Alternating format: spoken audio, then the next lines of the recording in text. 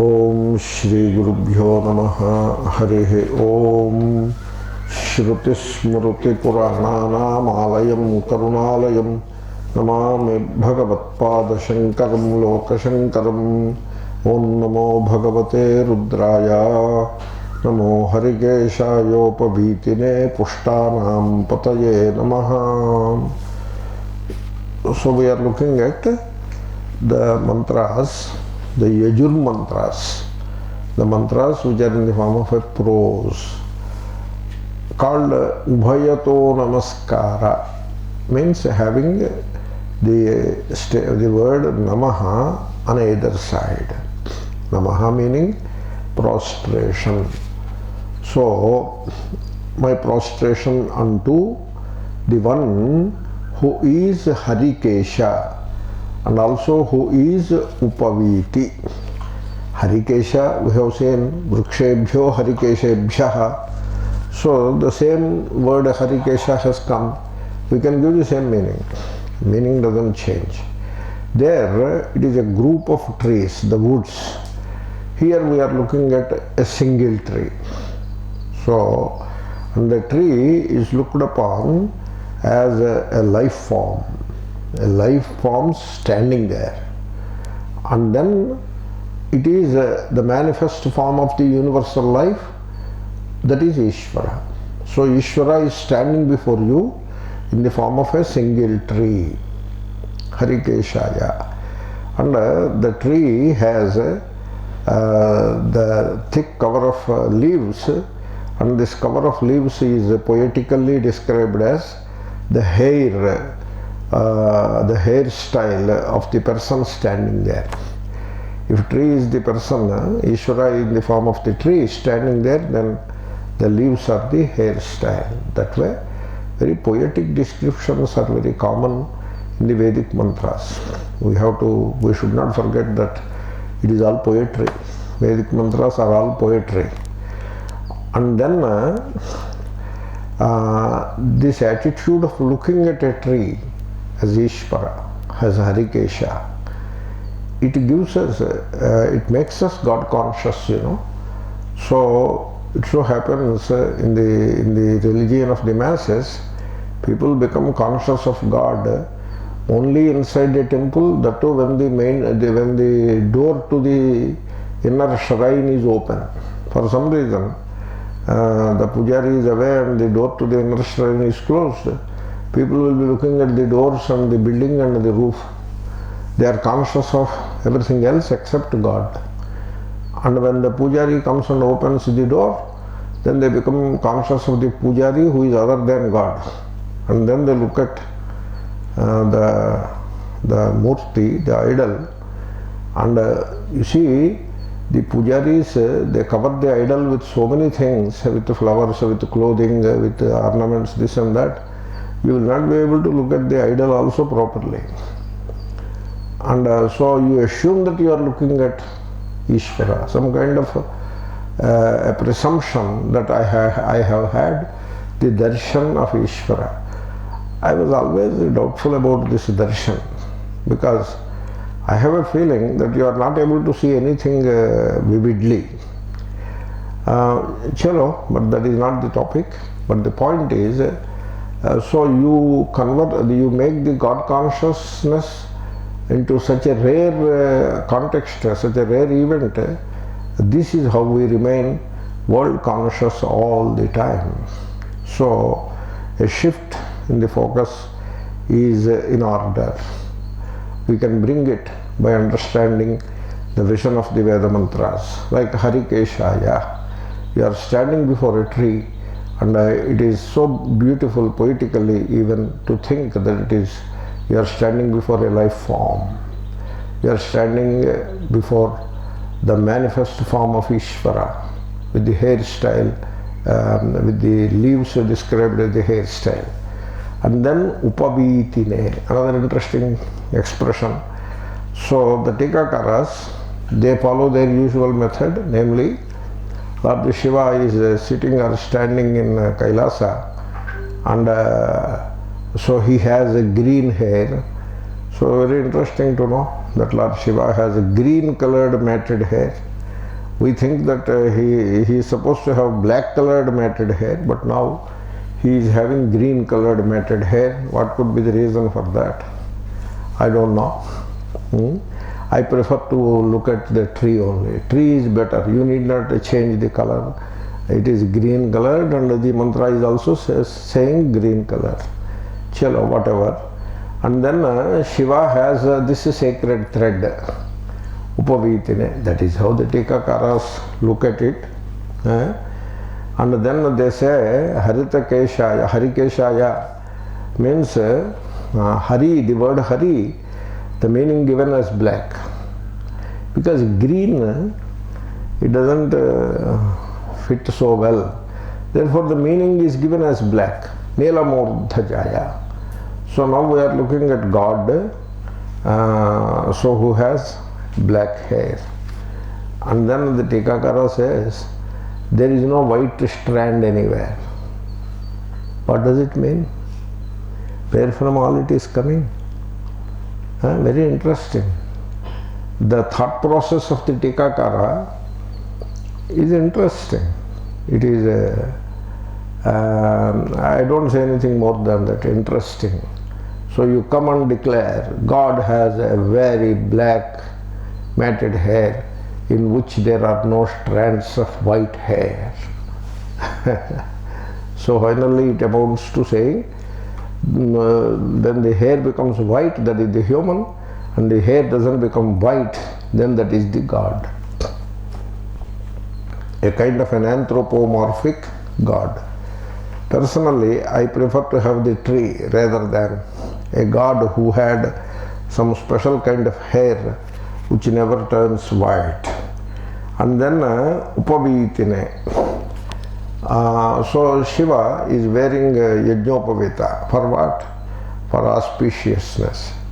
So Shiva needs Upavita to make to gain that auspiciousness. I'm not sure about it. I don't prefer that meaning at all. I remember the statement which I said earlier, that we don't use Purana to explain the mantra. Therefore, I would still prefer to look at the mantra as the tree, Harikeshaya. Become a lover of trees and plants and the entire flora and fauna. Learn to love. And so, if you love the trees and plants, etc., without the idea of Ishvara, you are called an environmentalist. You can be that, that is also great.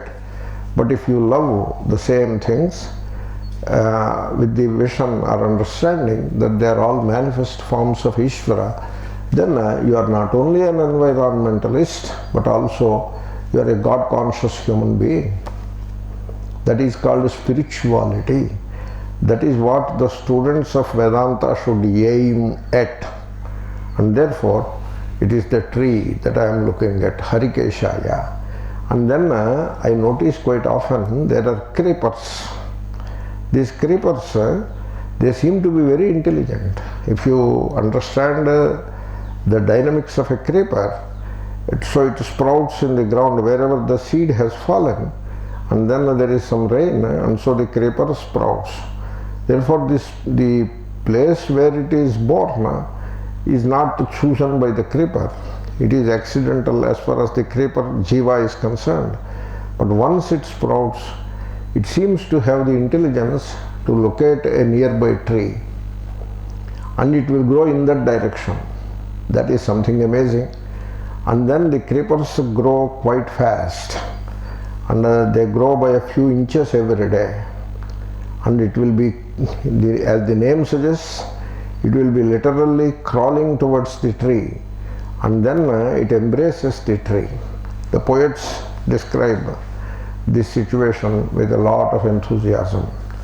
So they describe the creeper and the tree as the man and the woman who are in love with each other. That is how the poets describe. I remember such descriptions when I look at this. Now some of these creepers, they grow almost as tall as the tree itself, holding on to the branches of the tree all the time. And in a given situation, you can look at this creeper as Upavita. That is the sacred thread. Therefore, Bhagavan is standing before us in the form of this tree, and Bhagavan is wearing the sacred thread which is in the form of the beautiful creeper that holds on to the tree from the base to the top. Harikeshayopavitine. Then Pushtanam Pataye Namaha. I might have mentioned already in this multiple namaskaras, so there may not be any connection between one namaskara and the other, between one prostration and the other prostration. The names are given one after the other. They may not be interconnected. This is something like Ashtottara Shatanama. 108 names will be there in a given sequence, whatever be the sequence. Sometimes the sequence of 2, 3, 4 names could be meaningful. Quite often it is not significant at all. A similar situation prevails here also. Therefore, Harikeshaya Upavitine Namaha, that is one namaskara, that is over. Now we are coming to the another namaskara, which is not connected with the earlier one. And that is Pushtanam Pataye Namaha. So, prostrations unto the Lord of Pushta. Pushta means people with great qualities. Nourishment. Pushti is nourishment. So you can say well nourished people. You come across, sometimes you come across well nourished people, sometimes more than well nourished people also. And so it's okay, that is their punyam, and so our prostrations unto them. Bhagavan is protecting them, and Pushtanam Patihi, and that's why they are so well nourished. Then the nourishment need not be physical also.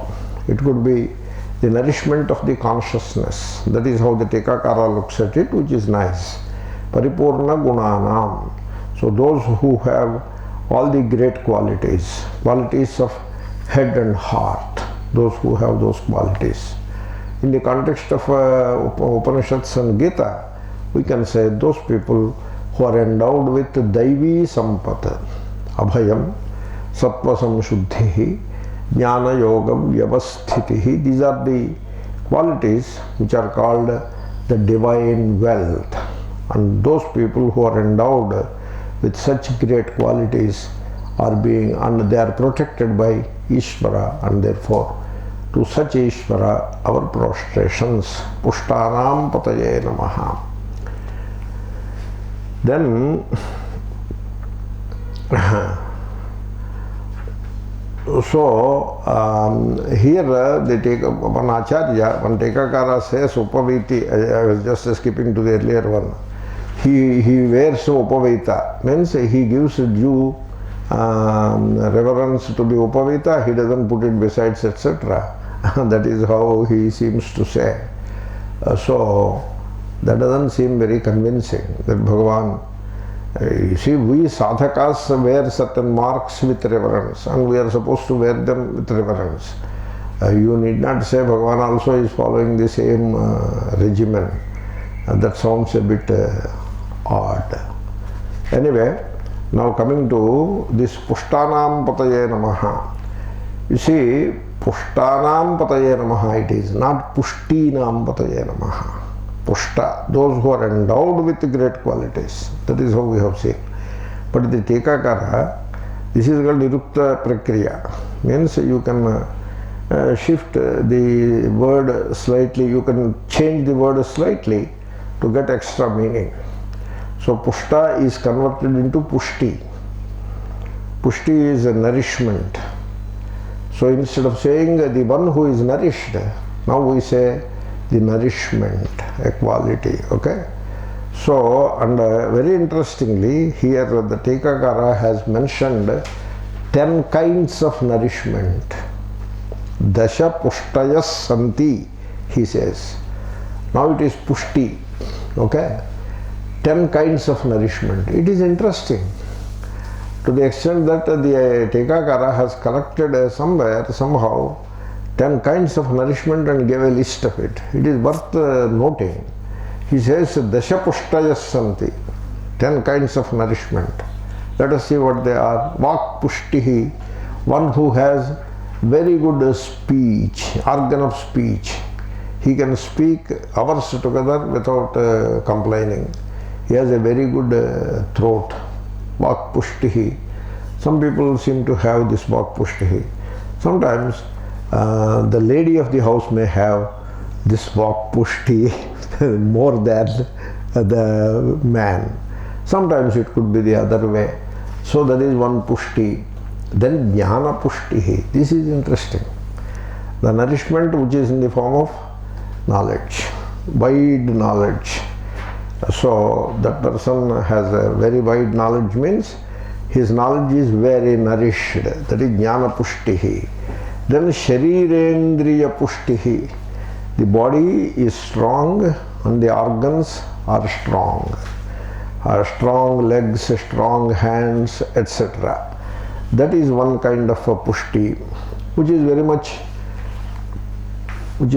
desired, you know. Then Gruha Kshetra Pushtihi. So the person has a big home with multiple rooms, etc. He can accommodate a guest or two. And then he has lands and other real estate property he has. That is the nourishment. Graha Kshetra Pushtihi. Then Dhana Dhanya Pushtihi. So the one who has plenty of cash and also plenty of food grains. Dhana Dhanya Pushtihi. Then Praja Pushtihi.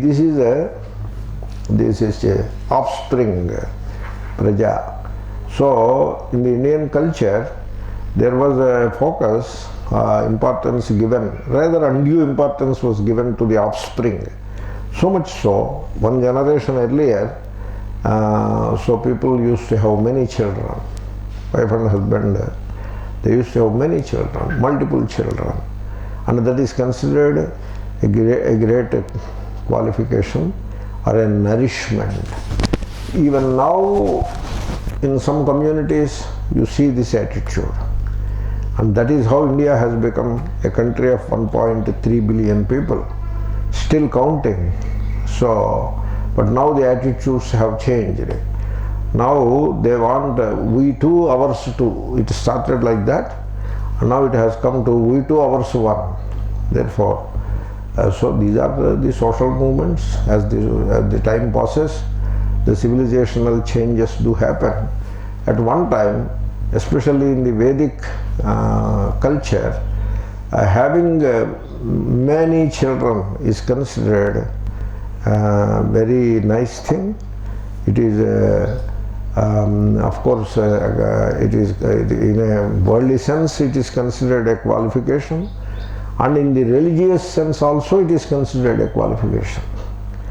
That is how people were encouraged to have many children. Therefore, that pushti, having many children as a pushti, has come into the list. Praja pushtihi, pashu pushtihi, cattle wealth. That is also a thing connected to earlier times, not anymore. And so, owning plenty of cattle wealth is considered wealth. Nowadays, people don't go for it. Some people take up cattle wealth as a business, and so they run dairy and they make money out of it. All that is fine. They are select business people like that. Not in general everybody having some cattle are there. It is not like that anymore. But at one time, cattle wealth is considered great in the Vedic times. Pashu pushtihi. Then grama pushtihi. He has to make 10, I suppose. Grama pushtihi means the community in which you live is doing well.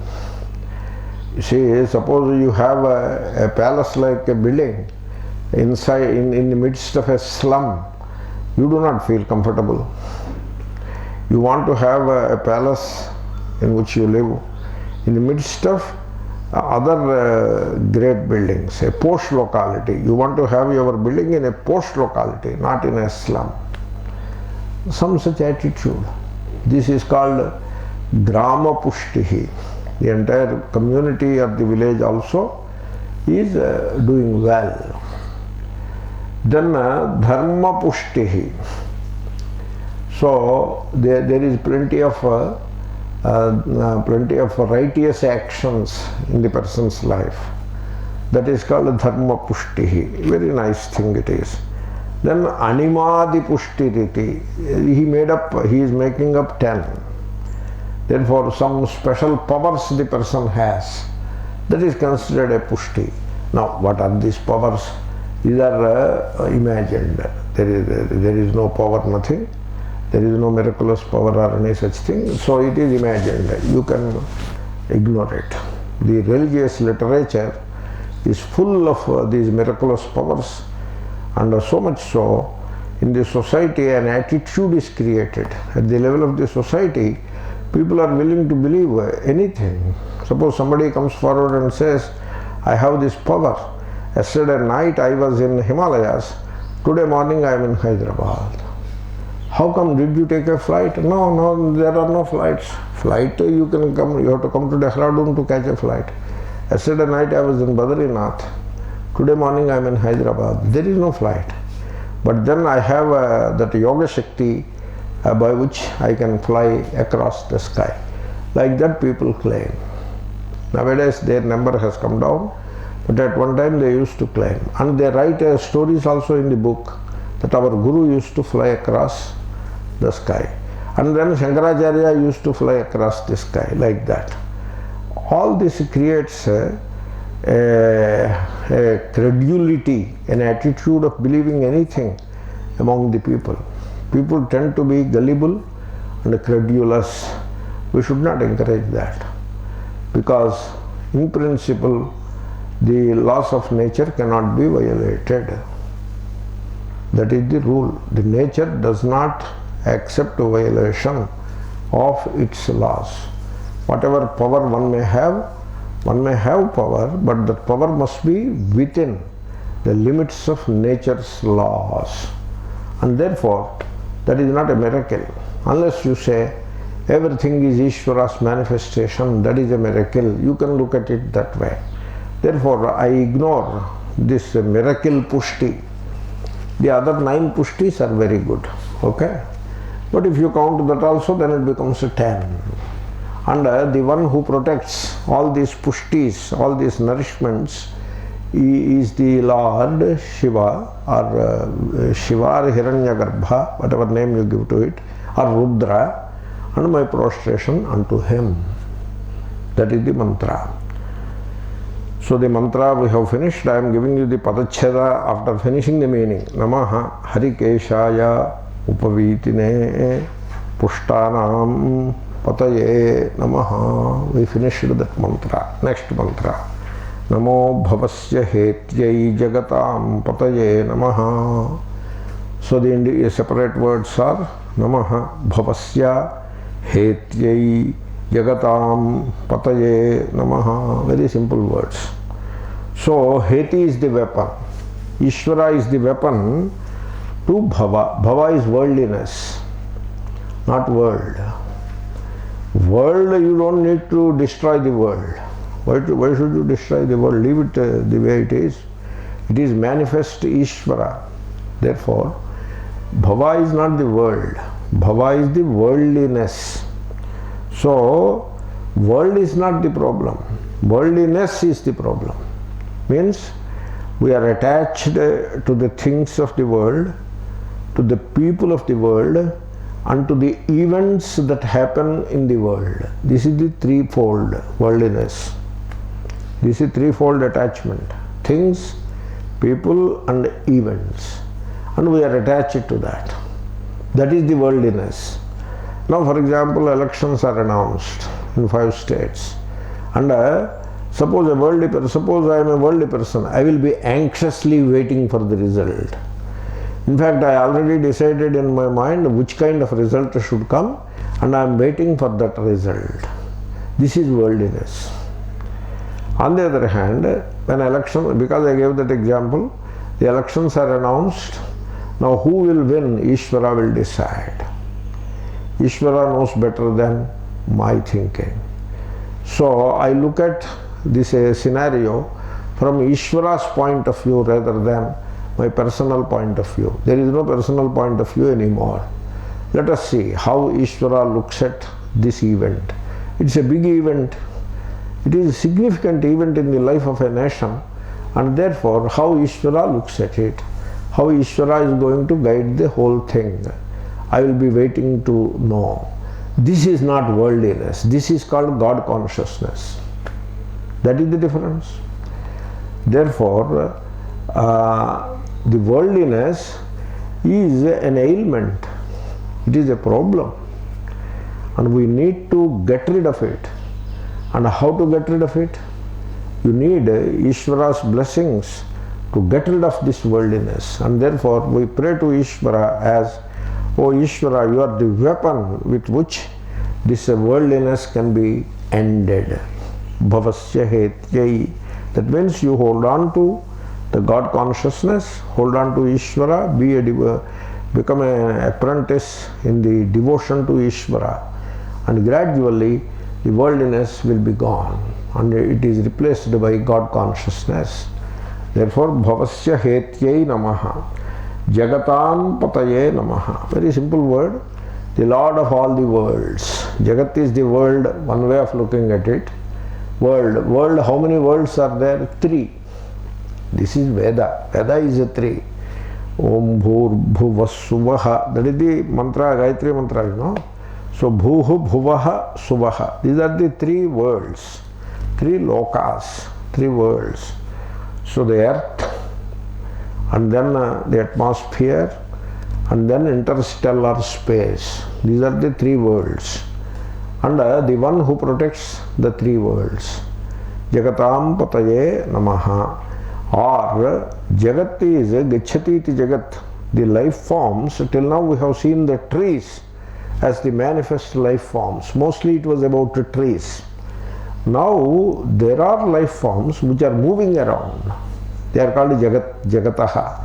Jagat, Jagati, Jaganti. They are the moving, the roaming life forms, means the animals, the birds and the humans. They constitute the moving life forms. This is you must have heard the expression Charachara Jagat. The moving and the stationary. The stationary life is the flowers, the flora, and the moving is the fauna. Okay? And so Jagatam pataye namaha. All these life forms which are moving around, roaming around, so the one who protects all of them is Ishvara, and my prostrations unto Ishvara. Next mantra. Namo Rudraya tatavine kshetranam pataye namaha. Namaha Rudraya atatavine kshetranam pataye namaha. So my prostrations unto Rudra. The same idea is repeating again and again. I mentioned a rule earlier, that is mantranam jamita nasti. Shankara. I think it is in Kenopanishad Bhashya somewhere. Jamita is the blemish of repetition. If a person is repeating the same thing again and again, we generally complain, "Oh, he told it already." Like that we complain. But we don't do same thing when it comes to the mantras. Because in the mantras, the repetition will be there. Okay? That is a general rule. And therefore, here we are looking at Ishvara in the malevolent aspect or in the punishing aspect. That's why called Rudra. Rodayati iti Rudraha. He makes us suffer, he makes us cry, and he punishes us. So punishing implies a weapon, you know, metaphorically speaking. You put a weapon in the hand of Ishvara, and with that weapon he can destroy the enemies. That is one meaning you can derive from that weapon. Weapon is metaphor. It stands for Ishvara's destroying the enemies. Or the weapon can stand for Ishvara's punishing aspect. So this is the punitive aspect of Ishvara. Therefore, we have seen it many a time, but I am obliged to remind it to you one more time. That is the Rudra, the punishing Ishvara, who keeps his bow ready to release the arrow. Atata vine. So, with his bow ready, arrow mounted, ready to release the arrow. The arrow comes and hits. The person who was okay till yesterday evening, suddenly morning he wakes up with a corona infection. The arrow has fallen upon him. That is the punishing Ishvara. If not corona infection, some other infection. Okay? So, that is the Ishvara, and my prostrations unto such punishing Ishvara. Okay? Then this atata vine, atata ava, two words are there in it. Atata is the having the bow which is stretched well, ready to release the arrow. That is atata. And then ava is also there. Atata vine, ava rakshane. Also the one who protects. Therefore the one who punishes, atata, that word implies the one who punishes, ava, the one who protects. And so he is the one who punishes, he is the one who protects. Now, I see a tendency in the Tikas which is not spiritual. Maybe it could be religious, but not spiritual. The tendency is atata, the punishing of our enemies, ava, protection to us. Do you like it? Do you like to put it that way? Is it spiritual? Certainly not. You may want to call it religious, I don't mind, but that is the religion practiced by the masses. There, you see, a description is given in which the good and evil are absolute. Good is absolute, evil is also absolute. This you find in Christian mythology, and you find it in Hindu mythology also. All mythologies must be having it, I suppose, like that. So the devil is a parallel force, evil force, parallel to godly power. And here in Puranas, so it is all symbolic, like Asura and Deva is symbolic. Deva, the pious thoughts, the God consciousness that is in you, that is the Deva. And the world consciousness or worldliness that is in you, that is the Asura. Bhoga asushu ramante iti asuraha, the people who enjoy sense pleasures, that is Asura. Now, where are Devas and where are Asuras? They are both in you. There is Deva in you, there is Asura in you. And there is always a conflict between the two. You consider, here is a person who wanted to lose some weight, and so he is dieting. And now Devasura Sangrama is going on in him. A battle is going on in him. The battle is, he wants to eat certain kind of food which goes against his goal of losing weight. That is the Asura. And then he remembers the type of food that he is supposed to eat, and therefore he knows that this kind of food, this ice cream, etc. is not for me. He knows that. That is Deva. And there is a conflict between the two. Who wins? More often than not, Asura wins. Occasionally Deva wins. This is the Deva-Asura Sangrama as described by Shankara in more than one place. In particular in Chandogya Bhashya. Whereas if you come to Puranas, these Devas and Asuras are absolute. They are absolute. Means Devas are Devas and Asuras are Asuras. They are a parallel force, always defeating the Devas, and God taking sides with Devas to push down or pull down the Asuras. And the people take all that literally. And such prayers come from such literal division. You divide the creation into good and evil as though they are absolute, and then pray, "Oh God, we are good, please protect us. Our enemies are bad, please punish them." The prayer betrays ignorance. Therefore, I am a bit surprised that some of these tekas promote such a absolutism or such a division in an absolute sense of good and evil.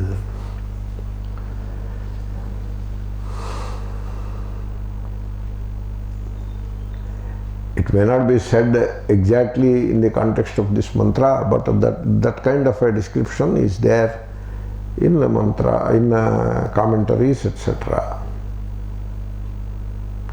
Kshetranam pataye namaha. So the one who protects the real estate. We have lands and land properties, etc. And we want someone to protect them. Kshetranam pataye namaha. Now, you see, this mantra has to be correctly understood. There are lands everywhere, agricultural holdings are there, and they have to flourish. Then only the society will be fed. And who flourishes them, who makes them flourish? Ishvara makes them flourish. That's why Kshetranam pataye namaha. Then as the students of Vedanta, the word Kshetra should ring a bell in your mind. Idam shariram kaunteya kshetramityabhidhiyate. This body is the kshetra, and therefore the one who protects these bodies. Rudra is symbolically represented as Prana Shakti. Rudra stands for Prana Shakti, the vital force, and it is also called cosmic life. That is the Rudra, and therefore this cosmic life, it is manifesting in every life form, and thereby keeping that life form animated. That's why Rudra is called Kshetranam Pati. Kshetranam Pataye Namaha. So here Tikakara has pointed out one good verse from Gita. Ishvara Sarva Bhutanam Hruddesherjuna Tishtati Brahmayan Sarva Bhutani Yantra Rudhani Mayaya. Look at all these bodies, human bodies and other animal bodies. Look at these bodies. You just look at them. Every one of these bodies is animated and doing something or the other, moving hither and thither. You look at all these bodies. It is like you go into a convention center or a big hall where multiple bulbs are shining, and then decorative electrical decorations are shining, and then fans are rotating, air conditioners are humming. So much of glory of that electricity you can see in that big convention center. Same way, that one cosmic life, its glory you can see. Go on to the street. There is so much hustle and bustle in Indian streets. Sometimes you come across the buffaloes and other cows and other, of course, dogs. All of them share the road space with people in India. And then there are flies going around. Some flies will be there, mosquitoes also will be there. We live together, you know. So we don't believe in seclusion. We all of us live together.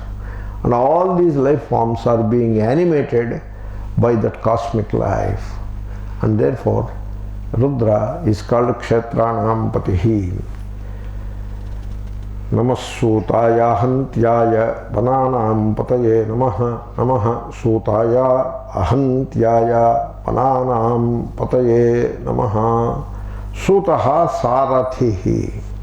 So you see, if you go to US, etc., such advanced nations, people own cars and they drive their own cars. There is nothing like a driver.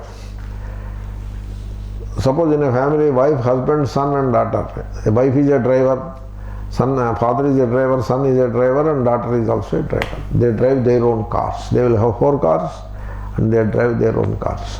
And so every one of them is a suta. Sutaha sarathihi, the driver of the vehicle. Okay? The driver. There they don't say driver. I think they say chauffeur or something like that. So a very interesting word with a very funny spelling. So that is the Sutaha.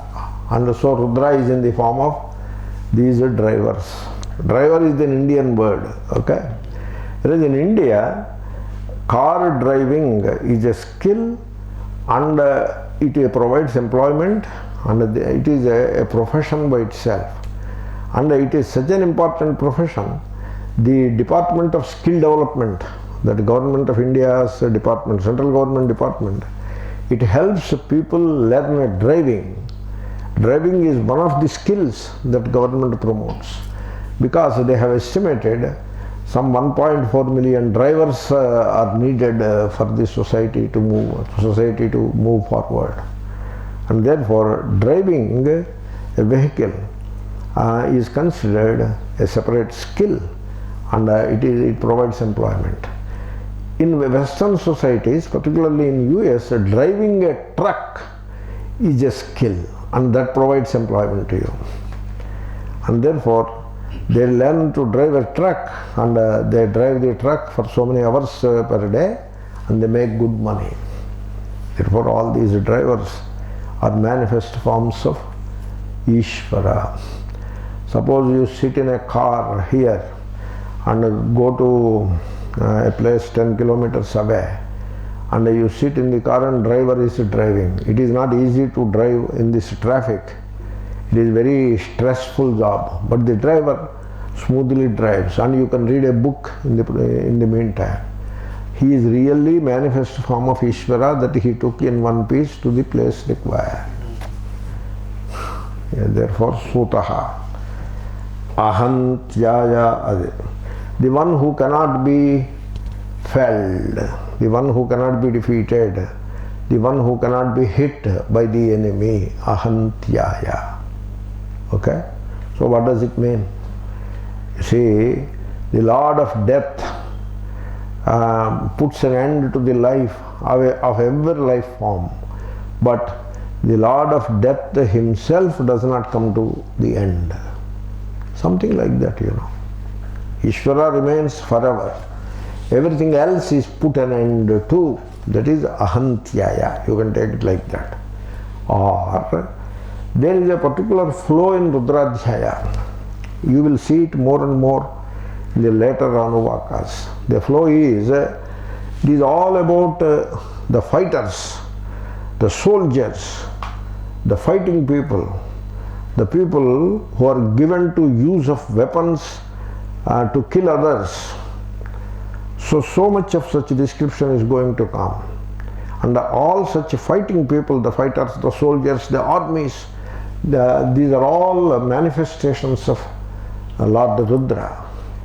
And among these fighters, you see, there is one who kills always the enemy, but he is never killed by the enemy. And he hits the adversary, but he himself is never hit by the adversary. Means he is so well protected, and he is so powerful and so courageous and valorous that he alone stands successful in every single fight.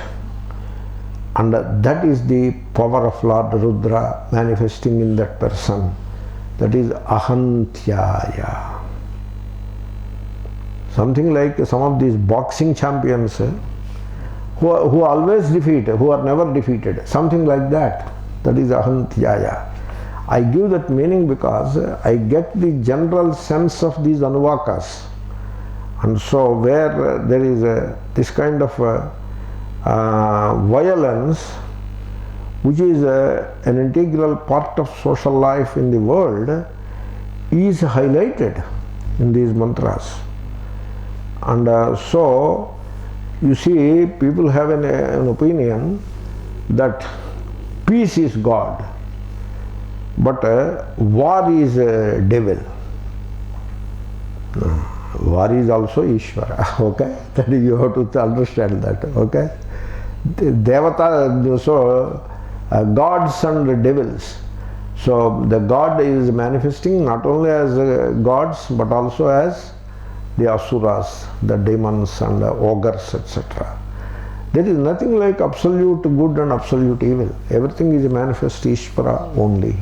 And therefore, the one who stands upright, always winning the battles, is Ahantya. And so Lord Rudra is present in that form. For example, Shivaji Maharaj, he never lost the battle. He is Ahantya, and therefore Lord Rudra's power is in him. That way you can see. You see, some of our soldiers, for example, recently, one of our Air Force pilots, his name is Abhinandan. He was caught by Pakistani people. Normally, he would have been cut to pieces. But he was returned hale and healthy back to India. He could return. And he remained Ahantya. So you have to think like that. Because all such glorious personalities, they represent the vibhuti of Ishvara. Therefore, Ahantyaya Pananam Pataye Namaha. This we have seen. There are whatever woods are left in the, most of the woods are felled already, but still there is some forest cover left. And interestingly, nowadays the forest cover in India is increasing. It has decreased and decreased, almost to a very low point it has decreased, but then due to intense effort by the governments as well as the society, it has now started looking upwards. Therefore, the forest cover is now increasing. Everywhere they are planting trees and are making forests. And all these forests are being protected by Lord Rudra. Vananam Pataye Namaha. Next mantra. Namo Rohitaya Sthapataye Vrikshanam Pataye Namaha. Namaha Rohitaya Sthapataye Vrikshanam Pataye Namaha. Rohitaya, one who is ruddy in color. Okay? A person who is very red in color. Now, you can look around and find a person who looks very red and say he is Lord Rudra. That is one way you can say. So, but then what about the black people, brown people? They are also Rudra. But here it is the white man or the red-hued person, Rohitaya. Or you can say the rising sun, who is Rohita. And so Lord in the form of that ready person or ready form of the solar orb. Okay? Sthapataye, then Sthapati. Sthapatihi Prabhuhu, the Lord. So who commands authority, he is called Sthapatihi. And so wherever you come across someone who commands authority, he is manifest form of Lord Ishvara. Or Sthapati is also a sculptor. He is a sculptor. So all these sculptors, they represent one particular glory, vibhuti, and that glory is manifest Ishvara. And therefore, when there is a sculptor, oh my God, my namaskar to him. You look at a sculpture and then you remember the sculptor. And the sculptor is a person with a given name. But then the vibhuti, the glory in that person, which is attributed to that person, is really speaking the glory of Ishvara only. Therefore, my prostrations unto the sculptor means the community of sculptors in general. Yatau ekavachanam. Vrikshanam Pataye Namaha. So, the one who protects the trees. So we come back to these trees again and again. I tell you, once you are a devotee of Lord Rudra, you study, you chant Rudra and do Abhishekam, etc. When you are doing that, you have no right to disturb a tree. You have no right. In the sense that you don't pluck a flower, a leaf, a branch you never cut, and you don't even lean upon a tree. Because if you lean upon a tree while standing, you take the support of a tree just for fun's sake, you may be hurting the tree. You don't even do that. You just look at the tree as Ishvara and do namaskar. You need not do namaskar by putting the hands together. You need not do it.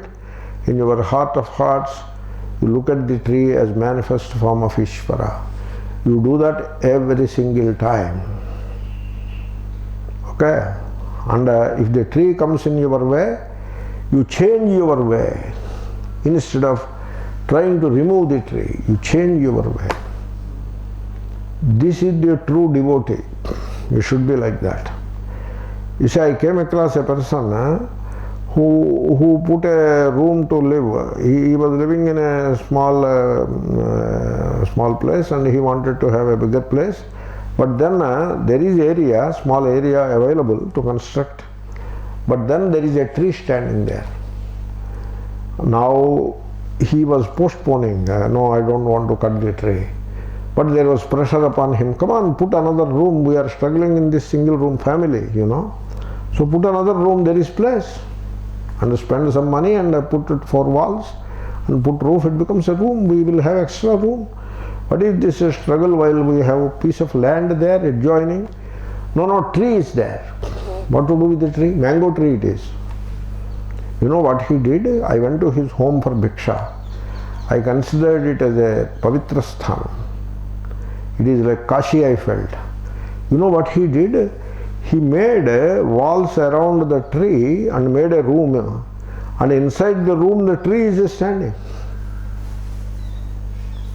Because the trunk is a straightforward trunk and it occupies less space, the rest of the room. And so inside their room they have a tree trunk. And you open the door and come out, a tree in all its glory is there. Not even one branch was cut. He made the room like that. And I was made to sit there and eat my bhiksha. Then I looked at this tree and talked with him. He said, this is the compromise I made. Instead of cutting the tree, I kept it going and put the roof without disturbing the tree. We don't disturb the tree at all. And we put a small area around it. We add water to that. And the tree is there. It gives us some fruit also yearly, occasionally. Because he did not want to cut the tree.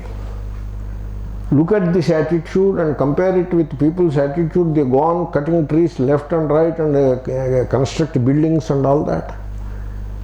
If you are a student of Rudradhyaya, if you worship Lord Rudra with these mantras, then you don't have a right to even pluck a leaf of a tree. If you want a leaf, go and collect the leaf which has fallen on the ground. If you want a flower, collect fallen on the ground. You don't have a right to pluck because it is Vriksha standing there. Ishvara is protecting it. And so you cannot go against the wish of Ishvara. The will of Ishvara. What is the will of Ishvara? What is the will? The tree standing there. That is the will of Ishvara. Why should I go against it? I don't want to go against it. That should be the spirit. Vrikshanam pataye namaha. Namo mantrine vanijaya kakshanam pataye namaha. Namaha mantrine vanijaya kakshanam pataye namaha. So mantri is the minister, the one who has wisdom and who counsels the king. He is the mantri. And that is a very powerful job it is, and very important job. The mantri protects the society. For example, the Prime Minister is assisted very ably by a group of ministers. And each minister, every one of them is in charge of one particular department. One is in charge of foreign affairs. He takes care of our diplomatic relations with all the neighbors and other countries. One is in charge of defense, another important portfolio. One is in charge of commerce. All these mantris, the ministers. In US they are called secretary. These are very important people and they do great service to the society, and therefore we bow our head before their intelligence, their knowledge and their power, their hard work. And so all of that is the manifest form of Lord Rudra. Namo Mantrine Vanijaya Vanijaha. So Vanijam Swamitvena Vanijaha. So the business people, okay, Vanik is the business people. You see, the business people are of two kinds, the wholesalers and the retailers. They are the backbone of economy, and they are the most essential element of social life. Without the wholesalers and retailers, there is no social life left now. And without them, there is no economy. They provide employment to people, and they provide goodies to people to make a happy and life of a comfortable life. And so in their form, only Lord Shiva is protecting the society. Therefore, Vanijam Palakaha Vanik, Vanijau Vanijaha, Vanijaha Vanijoho Vanijam, Palakaha Vanijaha. So, prostrations unto that Rudra. Then Kaksha. So we have said so much about the trees. What about plants? So can we cut plants? Trees we respect, but plants we cut. You are not supposed to do that. I tell you, people are given to very artificial sense of beauty, artificial lifestyles. What they do, they put plants in a row before the home. And now the plant cannot grow either this side or that side. It has to grow within certain confines. And the moment it sprouts, it pushes one branch in a little extra in the other direction. He comes with a scissors and cuts it. You cannot do that. People of the world, they do it. But we are not people of the world. We are supposed to be the devotees of Lord Ishvara. We cannot cut a plant or a bush. Kaksha is a bush or a plant. So we are not supposed to do all that. In fact, I recommend you stop all landscaping activity. You stop it. Because in the name of landscaping activity, they have all the weaponry, you know, these landscaping people, they have weapons, digging and then other crowbar, then all kinds of cutting equipment, sword and all kinds of weapons. It is like you are going to war, to a battle. Battle against whom? Battle against trees, plants and other flora. What kind of thing it is? It is himsa, and you are not supposed to do that. Don't disturb a plant as much as a tree. Don't disturb them. Even if it is a bush, thorny bush, don't disturb it. Why should you disturb a thorny bush? It is not in your way. If it is in your way, change your way. So, Kakshanam Pataye Namaha, in the form of bushes, plants, thorny bushes, etc. Only Ishvara is sitting there, and therefore don't disturb those.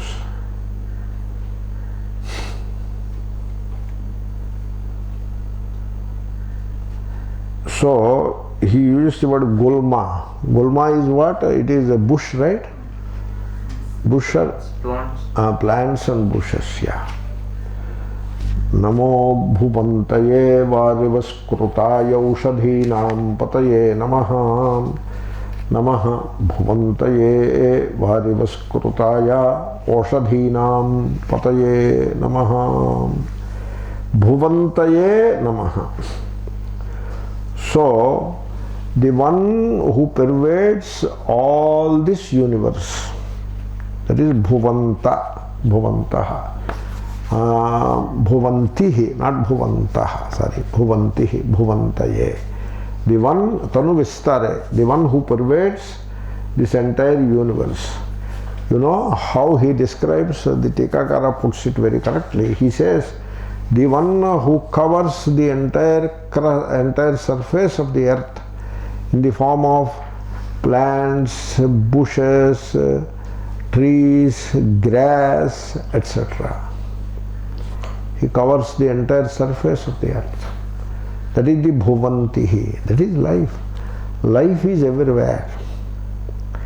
And particularly the plant life, the biology, not the zoology, that is the Bhuvantihi.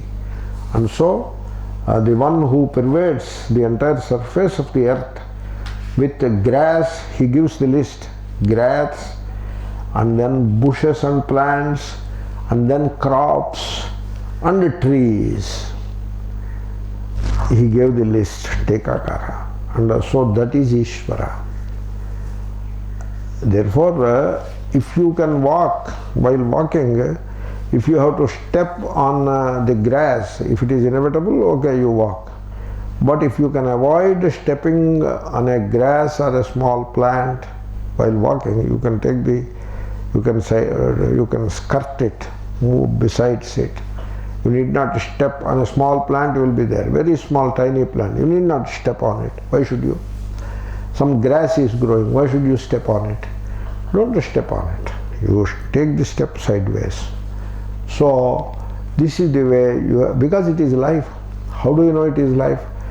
A blade of grass, a Mahatma told, a blade of grass and the solar orb have the same significance in the scheme of things called the universe. Both are equally significant. What we do, we pray to the solar orb and we trample upon the blade of grass. You are not supposed to do that. You don't disturb the blade of grass and leave it alone. It is performing photosynthesis. Do you know what is photosynthesis? Do you have an idea of photosynthesis? Suppose I give you a cylinder of carbon dioxide and a bucket of water. Can you make glucose? Glucose, all of you know. Glucose, and that becomes sucrose also, sugar. Can you make? A cylinder of carbon dioxide and a bucket of water I will give you. Can you make glucose? You cannot. Whereas the grass can do that. That is exactly what it does. It takes carbon dioxide from the atmosphere, water from the earth, and gets the energy from the sunlight and converts carbon dioxide and water into glucose.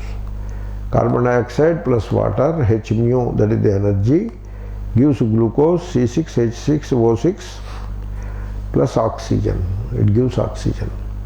We inhale oxygen and give out carbon dioxide. They inhale carbon dioxide and give out oxygen.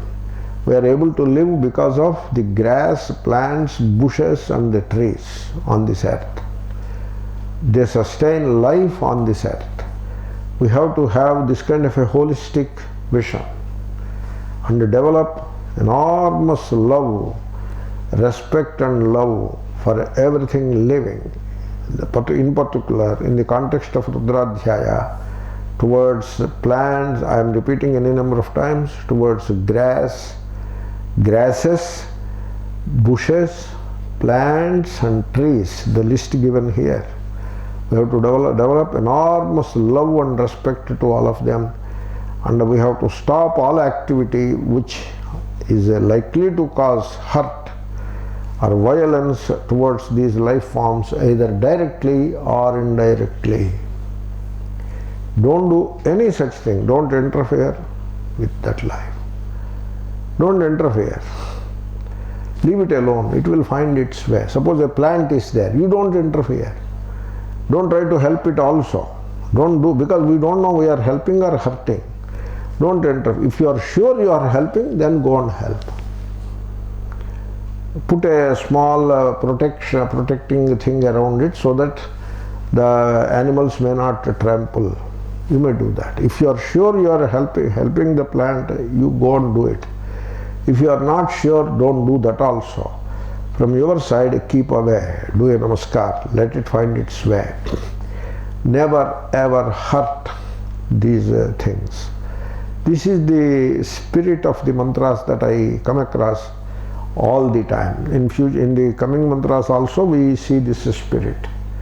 We will finish this mantra, Varivaskrutaya, that is the next word. A somewhat big word. So Varivaha is wealth. So the one who creates wealth is Varivaskrutaha. Tasmai. The one who creates wealth. What is the wealth? Forests are the wealth. Plants are the wealth. Crops are the wealth. The grasses are the wealth. Rice comes from the grass. Rice plant is a grass. These are all grasses, and they are the wealth for us. And the one who protects all this wealth, so that is the one. Parivaskrutaya. That is the meaning which I wanted to give. The word is amenable to give some more meanings, but that is the meaning which comes out in the context. Parivaskrutaya. Oshadhinam pataye namaha. The context is like that. Oshadhi is another kind of a grass, plant. What kind of plant? Any plant which gives fruits and dies is called Oshadhi. The definition is there. Oshadhayaha phalapakantaha ityamaraha. So it gives fruits and its life comes to an end. Its lifespan is over. Like a rice crop, you take those plants, they give grains. Now the grains are ready to be harvested. The plant dies and it becomes grass. It becomes dry grass. Therefore, when you harvest a rice plant, when you harvest the rice crop, you are not killing anything. It is already dead. The life is over. Wheat the same. Every cereal and pulse is same. Like a plantain tree, the banana fruits, by the time it comes to give fruits, you do not hurt the plant. The plant life is over. You can go and cut it and bring it. The life is over. Mango, you pluck the fruit, you get your fruit, but the plant remains, the tree remains there. You are not hurting the tree. Take the fruits, you are allowed. So Oshadhinam pataye namaha. Oshadhayaha means the cereals and pulses.